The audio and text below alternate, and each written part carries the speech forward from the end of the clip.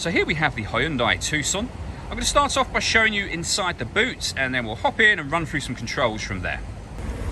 As we approach the back of the car, you can see we have reversing sensors, plenty of boot space as well, along with that 60/40 split folding rear seat should you wish to increase this space even further. And then underneath this tray section, even more space again. Okay, now that we're inside the car, we're going to start with the dials. On the left-hand side, we have the rev counter, and on the right-hand side, the speedometer and fuel gauge. In the middle, you can see the total miles for the car, which are 25,508. Above that, we have a trip computer. You can change the information displayed there by using buttons on the steering wheel. You can, for example, have a digital readout for the speedometer, and there are other menus available too, so satellite navigation, your vehicle systems, audio, tyre pressures, so car settings, and user settings as well. If we back out to the steering wheel, the buttons I was using a second ago are just here. We have cruise control and speed limiter over there as well.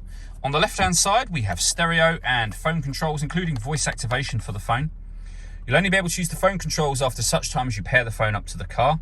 And that is done over on the touchscreen in the center just here. You can use some buttons here, or go to all menus.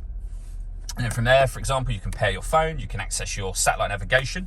There's a full video that shows the sat-nav working on our website and on our YouTube channel.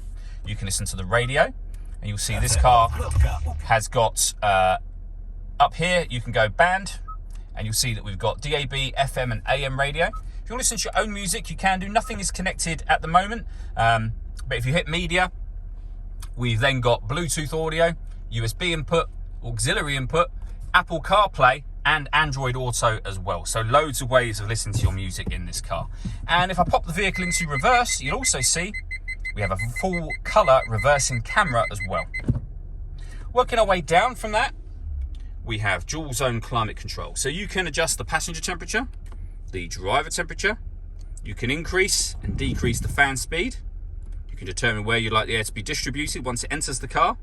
When you're happy with those settings, that button turns your air conditioning on and off again, of course. Or hit auto. The car will now take control of the fan speed and the direction of the air to maintain the temperatures you've asked for. To override that, simply make any manual adjustment yourself, put it back on your own settings, and you'll see auto has now gone off.